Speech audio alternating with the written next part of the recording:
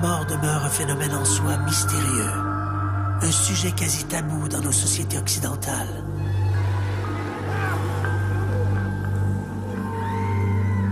Mais que penser quand la personne décédée est passée dans l'autre monde dans des circonstances tout à fait nébuleuses, sans explication logique, sans cause naturelle apparente?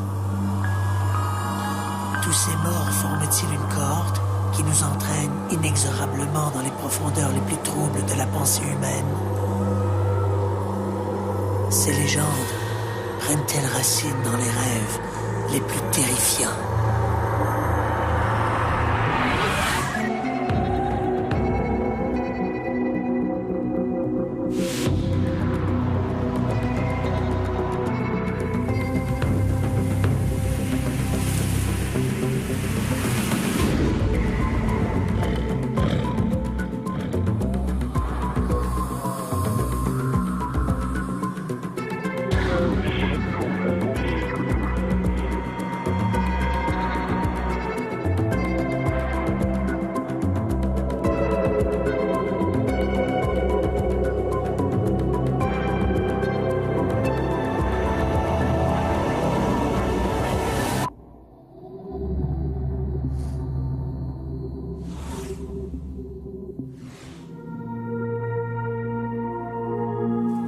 Vers 1h15 du matin, le constable Crawford se présente à un modeste appartement de l'avenue King Edward. En voyant arriver le policier, un homme d'origine latine l'invite à se rendre jusqu'à la chambre du fond. L'agent Crawford s'avance jusqu'à la chambre où un jeune homme à demi nu est étendu inconscient. Le personnel médical sur place vient tout juste de terminer les manœuvres de réanimation, sans succès.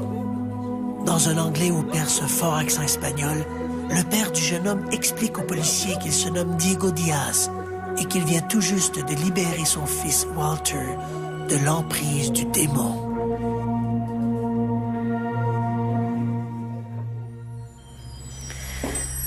Chaque année, des millions d'hommes et de femmes décèdent de causes naturelles ou par accident.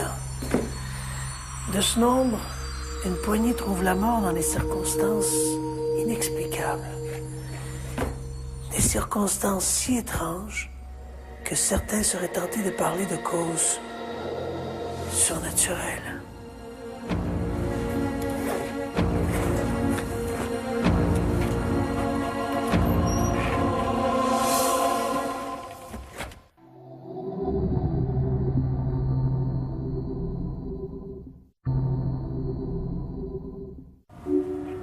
La littérature sur les phénomènes paranormaux abonde de récits fantastiques qui mettent à rude épreuve nos propres convictions. Pour les sceptiques, l'absence de preuves matérielles est le maillon faible de ces histoires.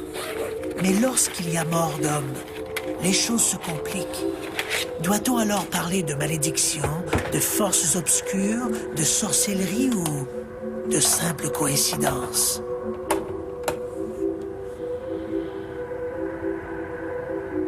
En 1922, dans la vallée des Rois, en Égypte, l'archéologue anglais Howard Carter découvre le tombeau intact du jeune pharaon de la 18e dynastie, Toutankhamon. Dès l'ouverture du sépulcre, ses ouvriers l'informent qu'une malédiction pèse sur le tombeau. Quiconque en violera l'accès mourra prématurément. Dans les semaines qui suivent, Lord Carnarvon, le principal bailleur de fonds de l'expédition Carter, est piqué par un moustique. La piqûre s'infecte et Carnarvon doit retourner au Caire. Il meurt le 5 avril 1923. C'est le début de la malédiction du pharaon. Bientôt, c'est au tour de George Benedict, égyptologue attaché au Louvre, de trouver la mort après une visite au tombeau. Il est suivi par son homologue américain, Arthur Mace.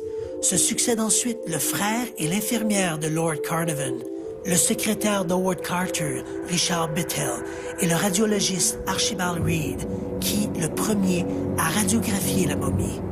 On dénombre jusqu'à 27 personnes associées à la découverte du tombeau de Toutankhamon, mortes mystérieusement. Simple coïncidence? En septembre 1955, l'acteur Alec Guinness rencontre le jeune James Dean dans un restaurant de Los Angeles. La jeune vedette n'a d'intérêt que pour son nouveau jouet, une Porsche 555 Spider baptisée Little Bastard. En voyant la voiture, Guinness est pris d'un étrange malaise. Sans savoir pourquoi, il lance à l'endroit de Dean. Il est maintenant 22 heures et nous sommes le 23 septembre 1955. Si tu montes dans cette voiture, dans une semaine exactement, tu seras mort. À l'annonce de cette funeste prédiction, Dean éclate de rire, se met au volant et file le long d'Hollywood Boulevard. Une semaine plus tard, le 30 septembre, James Dean trouve la mort dans sa Porsche 555. C'est le début de la malédiction de Little Bastard. Au lendemain de l'accident de James Dean, George Barris, le célèbre designer de voitures à qui l'on doit notamment la célèbre Batmobile des années 1960, se porte acquéreur de la fameuse Porsche. Et puis au moment de la descendre de son fardier, la voiture glisse et va briser les jambes d'un mécanicien. Peu après, un pilote d'auto de course est gravement blessé lors d'une compétition lorsque 2 de ses pneus éclatent. Or, les pneus provenaient de la voiture accidentée de James Dean. En octobre 1956, lors d'une autre compétition de voitures, le pilote William Hendricks est gravement blessé lorsque sa voiture se retourne sur lui. Son moteur provenait de la voiture accidentée de James Dean. Dans la même course, un autre pilote, Troy McHenry, se tue lorsque sa voiture quitte la piste, va frapper un arbre. Or, une partie de la transmission de la voiture avait été refaite à partir de pièces provenant de la voiture accidentée de James Dean. Et puis, peu après, le chauffeur d'un fardier se tue lors d'un accident pour le moins inusité. Son camion quitte la route, va frapper un arbre. Une voiture montée à l'arrière se détache, glisse, écrase la cabine et le chauffeur. Or, la voiture en question, il s'agissait de la carcasse d'une Porsche 555 baptisée Little Bastard. Le 11 juin 1980, le cadavre d'un homme est découvert, juché sur une montagne de charbon en Angleterre. La victime est vite identifiée. Il s'agit d'un immigrant polonais de 56 ans, Zygmunt Jan Adamski. Le corps présente des détails pour le moins singuliers. Son t-shirt et sa montre ont disparu, mais tous ses autres vêtements sont intacts. Seule marque de violence, une étrange brûlure en forme de triangle qui s'étend de la base du crâne jusqu'aux épaules.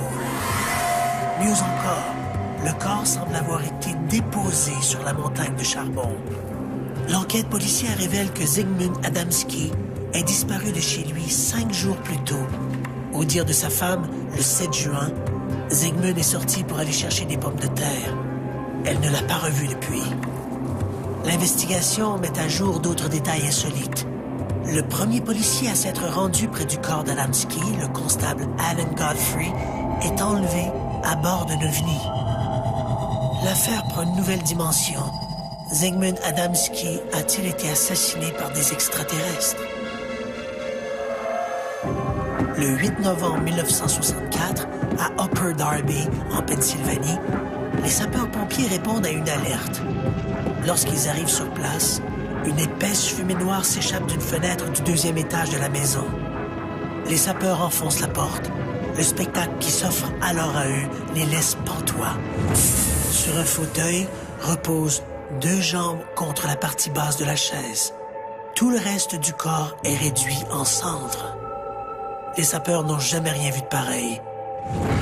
Au moment de l'incendie, il n'y avait qu'une seule autre personne dans la maison, une fillette d'une dizaine d'années. Interrogée, elle explique qu'elle est allée porter des allumettes à sa grand-mère. Quelques minutes plus tard, elle a remarqué que de la fumée s'échappait sous la porte de la chambre. Elle a appelé, mais sans succès. Elle a ensuite essayé d'ouvrir la porte, mais la poignée était trop brûlante pour être manipulée. Il n'aura fallu que 8 minutes pour que le corps de Helen Conway brûle au point de n'être plus qu'un amas de cendres.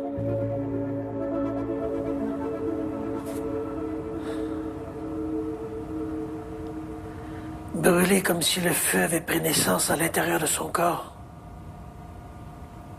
Helen Conway a-t-elle été victime d'une combustion humaine spontanée? Techniquement parlant, personne ne meurt vraiment de cause surnaturelle. La cause du décès est toujours liée à des facteurs pathologiques. Arrêt cardiaque, traumatisme crânien, hémorragie cérébrale, etc. En fait, ce n'est pas tant la cause du décès qui est surnaturelle que les circonstances qui ont provoqué ce décès. Et encore, qualifier de surnaturel ces circonstances est souvent une question de crédulité. Prenons la malédiction des pharaons. Ni le nombre, ni les circonstances de ces décès ne sont réellement inexplicables. Des 22 personnes présentes lors de l'ouverture de la tombe en 1922, 6 étaient mortes en 1934. Une proportion tout à fait normale si l'on considère qu'à l'époque, les étrangers étaient souvent victimes d'infections liées au climat ou encore à l'eau en Égypte. Quant à Howard Carter, le principal découvreur de la tombe, il est décédé en 1939 à l'âge de 66 ans. Le professeur Gardiner, qui a été le responsable de la traduction des hiéroglyphes, est décédé en 1963 à l'âge de 84 ans. Quant au professeur Deary, il est mort à l'âge tout à fait vénérable de 87 ans en 1969. Quant aux autres victimes liées à la malédiction des pharaons, ceux-ci, quoiqu'elles étaient proches des membres découvreurs de la tombe, ces personnes-là n'avaient à peu près rien à voir avec Toutankhamon lui-même. Idem pour la malédiction du Little Bastard. Lorsque John Barris se porte acquéreur de la carcasse, son intention est d'en récupérer certaines pièces pour les recycler sur d'autres voitures. Ce faisant, plusieurs dizaines de pièces sont ainsi réutilisées. Que certaines de ces voitures aient ensuite été impliquées dans des accidents de la route n'a rien d'extraordinaire. Ce n'est que de la statistique. En ce qui concerne les décès de Zygmunt Jan Adamski ou de Helen Conway, il arrive que les enquêtes policières n'apportent aucune réponse. Et en l'absence de solution, tout devient possible, même l'impossible. Lorsqu'il y a crime, il y a forcément une victime et un coupable. Et c'est ce dernier que les autorités doivent traquer si elles veulent que justice soit faite. Mais comment faire si le suspect est une entité invisible? À l'automne 2001, Diego Diaz et sa femme Anna commencent à s'inquiéter des agissements de leur fils Walter. Celui-ci, d'un tempérament pourtant sociable, se montre plus distant qu'à l'accoutumée. La famille Diaz est venue au Canada depuis le El Salvador environ 5 ans avant les événements de 2001. La famille comprend la mère, le père et 3 enfants, 2 garçons et une fille. La personne qui allait décéder était le fils de M. Diaz, le second enfant de la famille.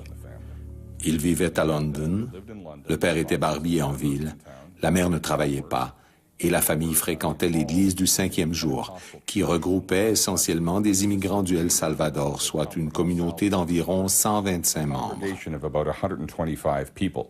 Un pasteur veillait sur cette congrégation dont les rites étaient plutôt de nature fondamentaliste. Le service religieux durait environ 3 heures avec beaucoup de musique et de longs sermons qui insistaient sur certaines croyances fondamentalistes de la foi chrétienne. Ils vivaient une vie normale, une vie modeste, ne s'étaient jamais fait remarquer par les autorités, à l'exception du fils aîné, pas celui qui allait subir l'exorcisme, mais le plus vieux qui, lui, avait eu quelques problèmes avec la loi. C'était une source de problèmes. Il avait eu des difficultés avec les stupéfiants et se retrouvait en prison de temps à autre. La fille était une jeune fille ordinaire qui fréquentait l'école secondaire et le jeune garçon, qui allait être victime de l'exorcisme, avait environ 19 ans lorsque ces événements sont survenus. Lorsque Walter commence à agir de manière inhabituelle, les Diaz s'en remettent à Dieu. Ils prient pour leur fils. Mais les choses vont de mal en pis. La famille a commencé à observer un comportement étrange de la part de leur fils. Tout a commencé lors d'un service religieux où on demandait à différents fidèles de prendre la parole. Il est alors monté sur scène, s'est emparé du micro et s'est mis à parler du diable et à dire qu'il fallait prier le diable. Sa voix changeait et cela a vraiment alarmé la famille. Peu de temps après, lors d'un voyage en voiture vers Montréal, Le même jeune homme a tenté d'ouvrir la portière pour sauter hors de la voiture. Ses parents ont alors trouvé que son comportement avait tellement changé et qu'il était devenu tellement distant qu'ils en ont conclu qu'il était possédé par le démon. À ce moment, les relations se sont détériorées, le fils refusant d'écouter ses parents. Le père a alors discuté avec le pasteur de l'Église, puis il a de lui-même pris la décision de se faire aider par l'un de ses amis et de confiner son fils à la maison. Au début, ils l'ont attaché sur une chaise normale de salle à manger, en utilisant de vieilles cravates qui avaient appartenu au père. Le but était de l'immobiliser pour pouvoir prier sur lui afin d'exorciser l'entité ou le démon qui, croyait-il, l'habitait. Les choses se sont enchaînées et il a été maintenu prisonnier durant environ 5 jours. Durant cette période, il a refusé de manger, refusé de boire et, ultimement, il est mort déshydraté.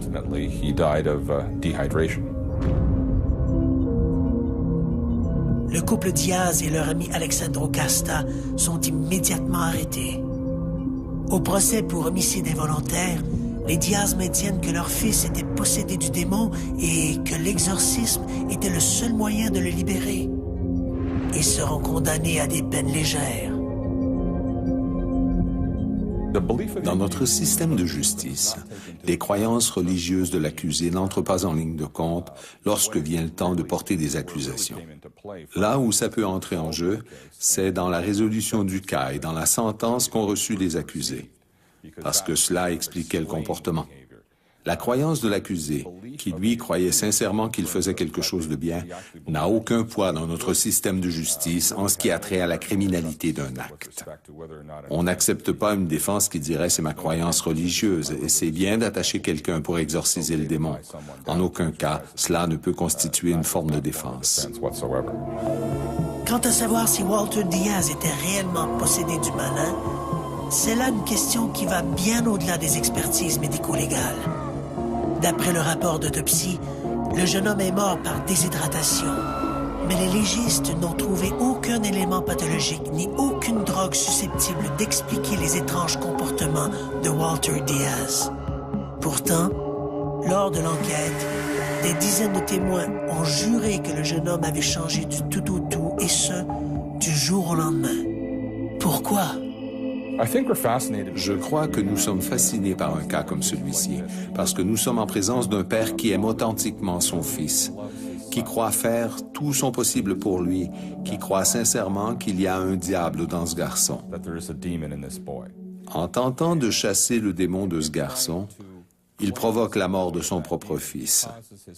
Un aspect intéressant de cette cause est qu'avant de mourir, le garçon est devenu très calme et serein, et le père a cru que le démon l'avait quitté avant sa mort.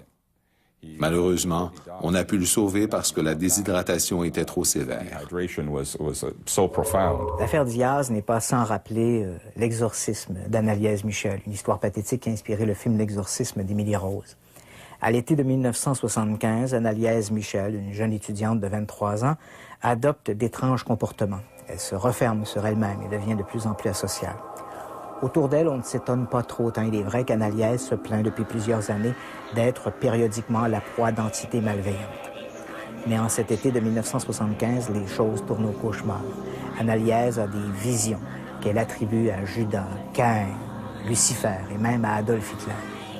Pour ses parents, véritables bigots, ces manifestations ne peuvent être que l'œuvre du diable. Alors, en septembre 1975, à la demande des parents d'Anneliese, l'évêque de Wisbourg, Joseph Stengel, autorise l'exorcisme.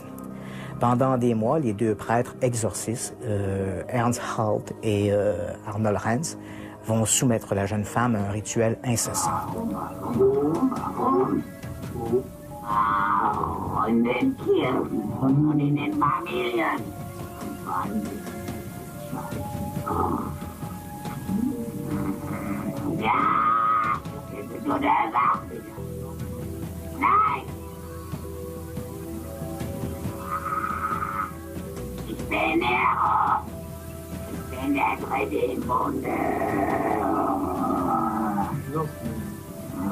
Durant toute cette période, Annaliese, qui refuse de se nourrir, voit son état de santé se désagréger très rapidement. Et puis, le 1er juillet 1976, ses parents la trouvent étendue sur son lit, morte. Annaliese Michel est morte de déshydratation et de malnutrition. Les 2 prêtres exorcistes et les parents d'Annaliese sont éventuellement accusés d'homicide involontaire et condamnés à des peines légères. Les similitudes entre l'affaire Diaz et l'exorcisme d'Annaliese Michel sont frappantes. Dans les 2 cas, on parle de jeunes adultes souffrant de troubles soudains du comportement et un exorcisme sauvage a entraîné leur décès. Il existe toutefois une différence majeure. Annaliese Michel souffrait d'épilepsie, une pathologie susceptible d'entraîner des hallucinations et des troubles de la personnalité. Rien de tel chez Walter Diaz. Le jeune homme était en excellente santé et l'autopsie n'a rien révélé qui pourrait expliquer ses étranges comportements. Walter Diaz était-il réellement sous l'emprise d'entités invisibles?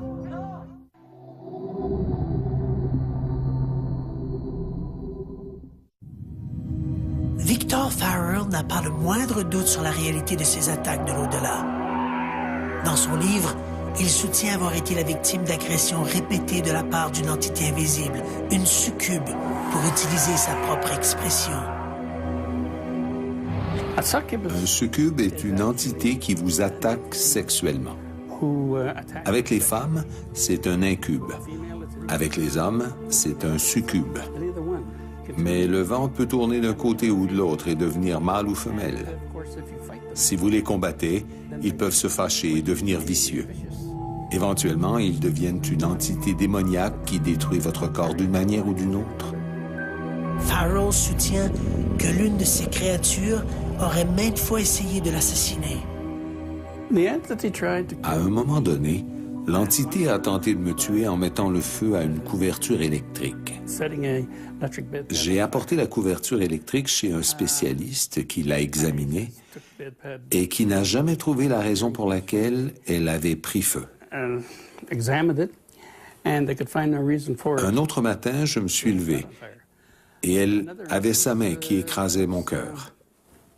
J'ai descendu la rue jusqu'à l'église, non loin de là, et j'ai fait les 100 pas devant, durant environ 2 heures, pour être soulagé.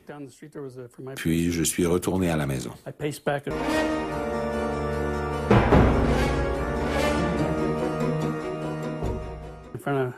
Et là, elle a recommencé alors que j'étais assis dans la voiture.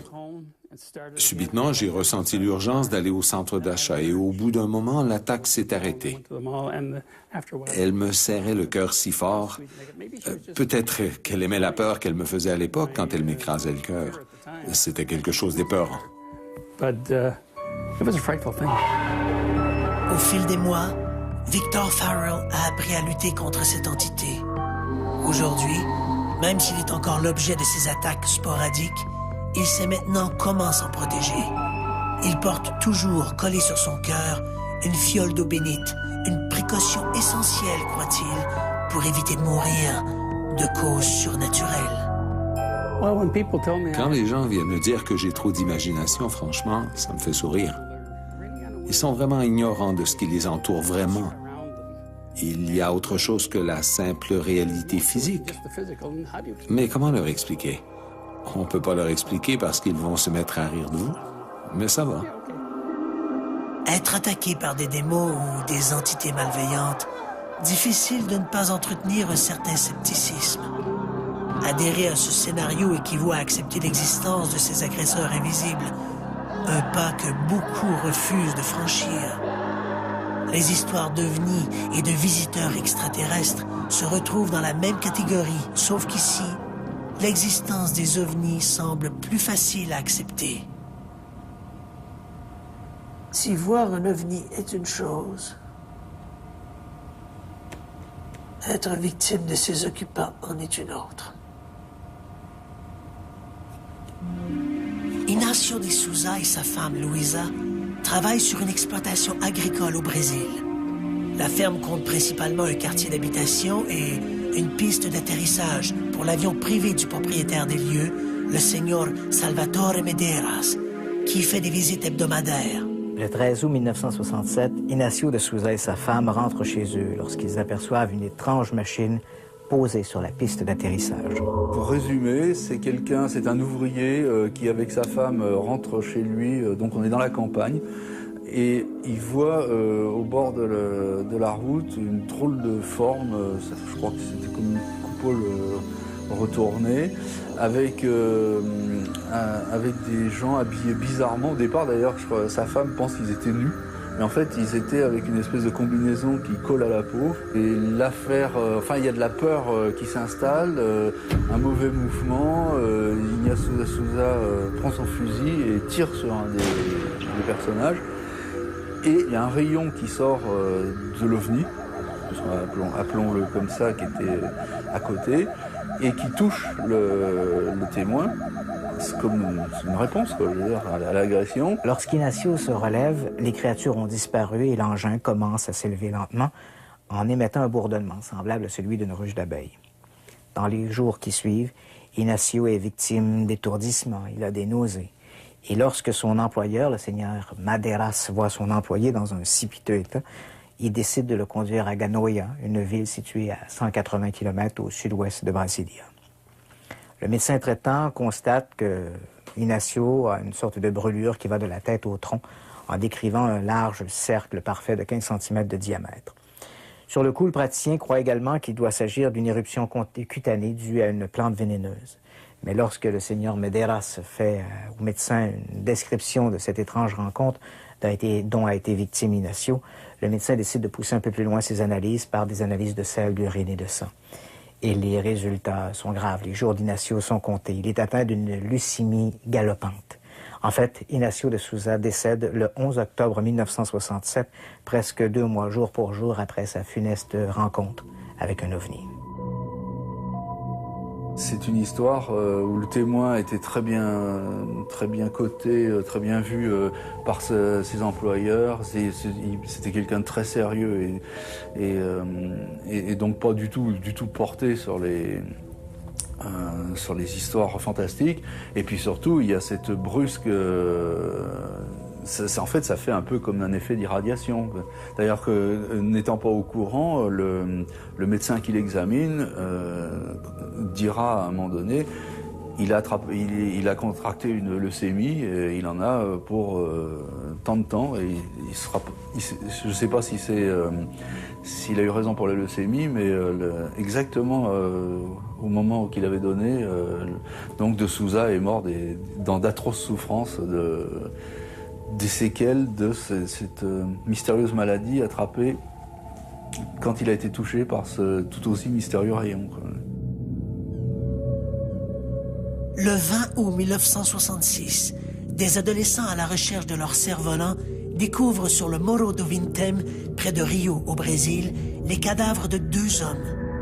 Ils portent des complets et des imperméables flambant neufs. À côté d'eux, il y a des masques de plomb de fabrication artisanale, un peu comme ceux que portent des soudeurs. C'est le début de la très mystérieuse affaire des masques de plomb. Les masques de plomb, c'est une affaire qui se passe au Brésil en 1966. C'est dans une petite ville, on retrouve un beau matin un gamin qui va chercher son cerf-volant qui était tombé sur une colline, tombe sur 2 cadavres de gens bien habillés, un peu endimanchés, quoi, et qui avaient sur la tête des masques de protection pour la soudure. Et ces gens-là sont morts. C'est très étrange de trouver une telle scène de crime, quoi. Et l'enquête se faisant, on commence à se rendre compte que ces gens-là étaient venus là pour une sorte de rendez-vous avec quelque chose dont on n'aura jamais l'identité, parce qu'en fait, ils ont laissé des messages qui montrent qu'il fallait qu'ils ingèrent avant de venir tel ou tel produit, qu'ils prennent bien leur masque et puis qu'ils montent sur cette colline pour justement la rencontre. D'après le médecin légiste, la mort qui remontait au 16 ou 17 août était due à des arrêts cardiaques. mais difficile de croire à des arrêts cardiaques simultanés. Que dire également de la présence de ces ovnis observés à peu près à l'heure des décès? Simple coïncidence? Y avait-il un lien entre ces maîtres initiatiques et la présence d'engins inconnus? Sinon, pourquoi les deux hommes se seraient-ils munis de ces curieux masques de protection? L'enquête n'a jamais apporté aucune conclusion. Aujourd'hui, plus de 40 ans après ces événements, l'énigme des masques de plomb reste aussi mystérieuse qu'à la première heure.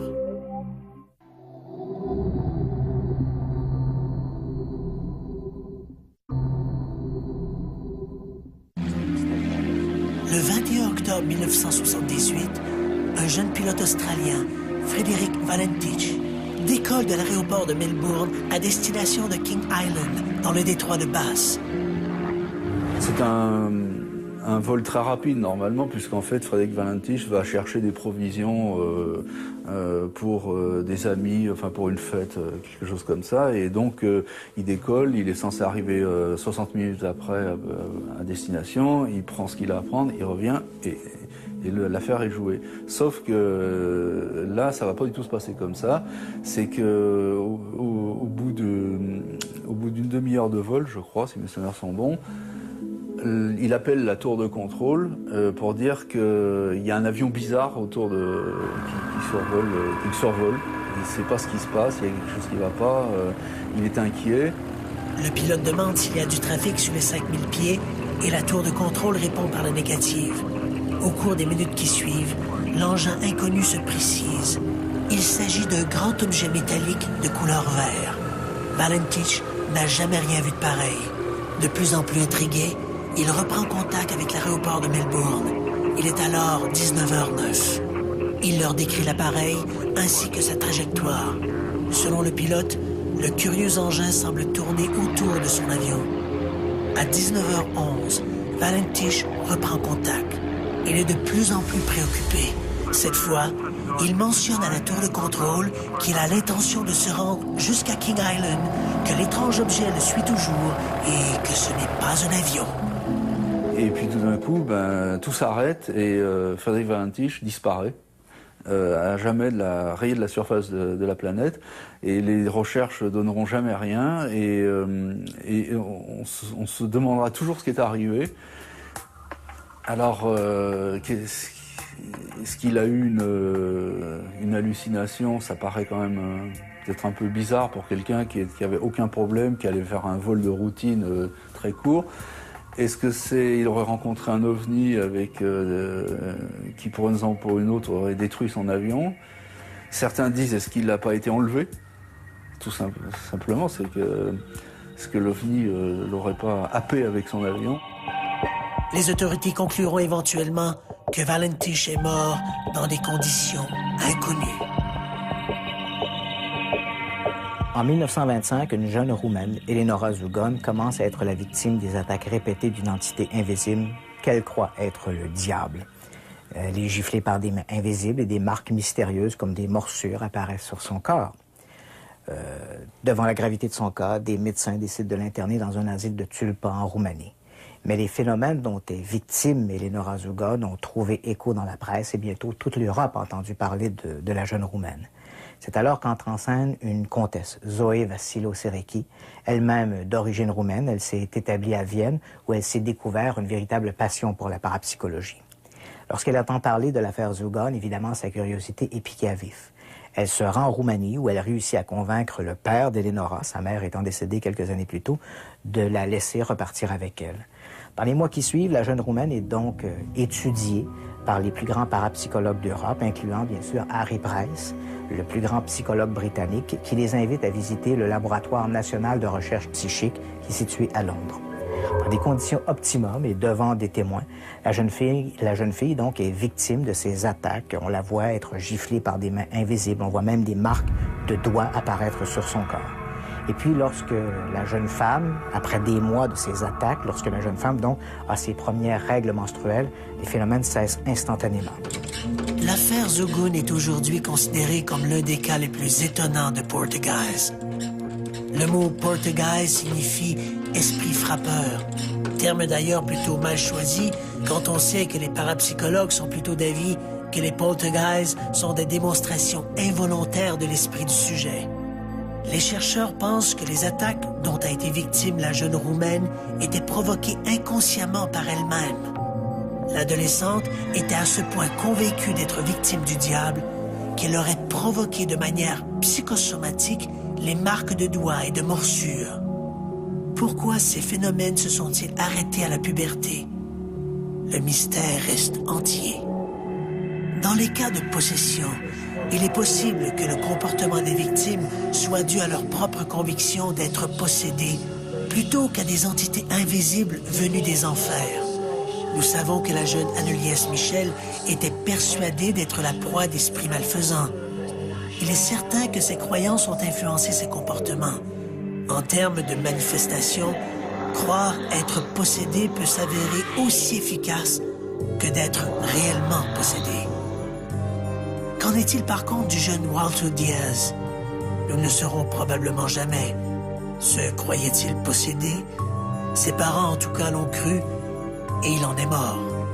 Les histoires d'ovnis comme l'affaire Inácio de Souza, la mort des hommes au masque de plomb ou la disparition de Frédéric Valentich offrent un peu plus de mordant aux enquêteurs, mais quel rôle ont pu jouer les ovnis et leurs occupants? Dans la littérature consacrée aux ovnis, les cas d'agression ou même de décès sont excessivement rares, mais suffisamment nombreux pour être préoccupants. Dans le Fire Officer Guide Disaster Control, la Bible des sapeurs-pompiers américains sur les méthodes d'intervention en cas de catastrophe, on retrouve un chapitre complet sur la question des ovnis. C'est une curiosité si on considère l'aspect didactique du document. Les auteurs reconnaissent que l'existence des ovnis demeure très controversée, mais qu'en l'absence d'une réponse définitive, mieux vaut s'en tenir loin. En 1967, à Falcon Lake, au Manitoba, un résident de Winnipeg, Stephen Michalak, a été sévèrement brûlé pour s'être approché trop près d'un ovni. L'engin qui s'était posé tout près de lui a littéralement mis le feu à ses vêtements à cause de ses gaz d'échappement, si je puis dire, et puis n'eût été de la rapidité d'esprit de Michalak de se rouler dans l'herbe pour éteindre les flammes, Stephen Michalak serait peut-être lui aussi mort de cause surnaturelle.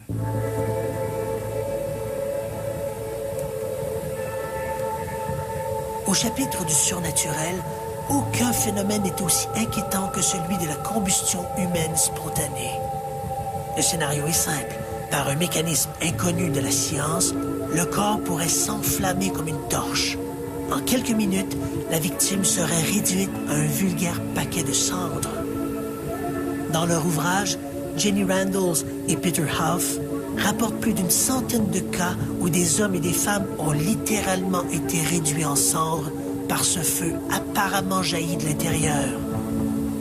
Le 24 novembre 1979, la police de Bolingbrook, en Illinois, est appelée à se rendre au domicile d'une certaine Mme Béatrice Oski.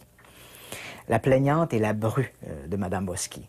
La femme raconte que, n'ayant pas eu de nouvelles de sa belle-mère depuis un certain temps, elle s'est rendue chez elle puis est entrée. À l'intérieur de la résidence, il régnait une odeur de brûlé, puis dans le salon, les murs étaient couverts de suie et au milieu, il y avait les restes d'un fauteuil carbonisé. Lorsque les policiers arrivent sur place, ils font vite, bien sûr, le tour du propriétaire, et puis ils constatent au milieu du salon, parmi les ressorts du fauteuil carbonisé, des jambes, celles de Mme Oski. Il n'y a rien d'autre de brûlé, seul ce fauteuil où était apparemment assise Mme Oski, quelques instants avant de prendre feu. S'enflammer comme une torche. Cela peut paraître invraisemblable, mais il y a pourtant des victimes qui ont survécu à la combustion humaine spontanée. Des privilégiés qui peuvent témoigner de cet incroyable phénomène. Le 19 juin 1980, une infirmière de Toronto, Marilyn O'Brien, se réveille et remarque aussitôt la présence d'une rougeur étrange sur sa hanche gauche. Cette marque est tout à fait indolore et ressemble à une brûlure. L'infirmière de 31 ans est persuadée que cette plaie n'était pas là la veille. Dans les heures qui suivent, la marque commence à suppurer et une autre, à peu près identique, se développe sur la jambe gauche. En plus de ces éruptions cutanées, Marilyn souffre de nausées et d'étourdissements. Inquiète, elle consulte l'un des médecins de l'hôpital. Ce dernier est catégorique. Les marques sont des brûlures au 3e degré. Pourtant, la jeune femme est certaine de ne pas s'être brûlée et rien dans son appartement aurait pu provoquer ce genre de blessure. C'est comme si son épiderme se consumait de lui-même. 5 mois de traitement seront nécessaires pour venir à bout de ses brûlures. Des brûlures nées de son propre corps. Le phénomène de la combustion humaine spontanée n'est pas nouveau. Dans Bleak House, l'auteur Charles Dickens raconte l'histoire d'un forgeron qui s'enflamme de l'intérieur à cause de son alcoolisme. Aujourd'hui, on sait que la consommation d'alcool n'a rien à voir avec la combustion humaine spontanée. Alors, si ce n'est pas l'alcool, alors qu'est-ce que c'est? En 2000, le FBI a rendu public un rapport d'enquête sur la combustion humaine spontanée. L'intérêt du FBI pour le sujet remonte à 1951, lorsque ses services ont été appelés à enquêter sur le décès d'une sexagénaire, Mary Razor, dont les restes carbonisés, un petit tas de sang et un pied droit avaient été retrouvés dans son appartement de Saint-Pétersbourg, en Floride. Il faut dire que l'appartement de Mme Razor avait à peine souffert des flammes. Était-ce un cas de combustion humaine spontanée? Le FBI est catégorique. Non. En fait, le FBI rejette non seulement l'hypothèse de la combustion humaine spontanée dans ce cas très précis, mais dans tous les autres cas enquêtés par ses services. D'après le FBI, la plupart des décès seraient dus en fait à un phénomène connu des experts comme étant l'effet bougie. Dans le cas des combustions humaines spontanées, les experts croient donc que ce sont les vêtements des victimes qui ont d'abord pris feu par une source extérieure. Une source extérieure peut s'agir d'une cigarette, une allumette ou les flammes d'une cuisinière. Une fois évanouis, les vêtements de la victime auraient servi de mèche et les graisses corporelles, liquéfiées par la chaleur, auraient servi de combustible aux flammes, un peu comme une bougie. Plusieurs partisans des combustions humaines spontanées rejettent cette explication, affirmant que la chaleur générée par un tel feu ne pourrait pas réduire en cendres la victime. Dans la foulée, ils affirment que les flammes se seraient également propagées au reste de l'appartement. Erreur. Des démonstrations rigoureuses faites en chambre d'isolation montrent clairement que, dans un environnement sans courant d'air, les flammes à l'état de braise pourraient perdurer pendant des heures, et ce, sans se communiquer aux autres objets situés à proximité. Mieux encore, dans de telles conditions, la chaleur générée par le feu peut atteindre plusieurs milliers de degrés, une température suffisamment élevée pour réduire en cendres un individu. Si elle peut expliquer un certain nombre de prétendus cas de combustion humaine spontanée, l'effet bougie n'explique pas tout. Dans certains cas bien détaillés, les victimes ont été vues vivantes moins d'1 heure avant d'être retrouvées en cendres. C'est notamment le cas de Mme Conway. Si les dépositions des témoins sont exactes, l'effet bougie ne peut plus être évoqué ici comme une solution, le temps écoulé étant trop court. Que dire également de ces quelques rares individus qui affirment avoir survécu à une combustion humaine spontanée? En 1974, un certain Jack Angel se présente dans un hôpital de Géorgie. L'homme a l'avant-bras droit littéralement carbonisé et sa poitrine présente de graves brûlures. Sur le rapport médical, le médecin écrit que les blessures ont été provoquées par un feu intense, comme si les flammes venaient de l'intérieur. Tout comme Marilyn O'Brien, Jack Angel a apparemment survécu à une combustion humaine spontanée. Les combustions humaines spontanées sont très rares, mais certaines sont clairement documentées. Qu'est-ce que l'on peut essayer d'interpréter scientifiquement de ce phénomène? Soyons honnêtes, pour l'instant, absolument rien. Là non plus, on n'a pas accès au matériel d'étude. C'est rarissime. Et en plus, je crois que la science a peu d'intérêt envers ce genre de choses parce que c'est pas vendeur, parce que ça fait un peu philosophe quasiment.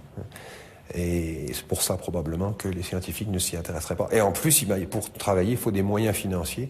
Et je doute que des organismes subventionnaires investissent des fonds là-dedans. Je doute. Donc, c'est un peu laissé de côté. C'est sans doute pourquoi la solution nous échappe encore. Personne ne meurt réellement de cause surnaturelle. Par contre, les circonstances entourant certains décès sont si étonnantes qu'il est difficile de ne pas croire que des événements extraordinaires ont pu y jouer un rôle important. Ce sont ces circonstances qui ont fait fantasmer pendant des années les amateurs des célèbres X-Files et qui continue d'alimenter les faits divers les plus surprenants. Peut-on réellement être victime d'entités invisibles? Doit-on craindre d'être attaqué par des ovnis? Ou de s'enflammer comme une torche?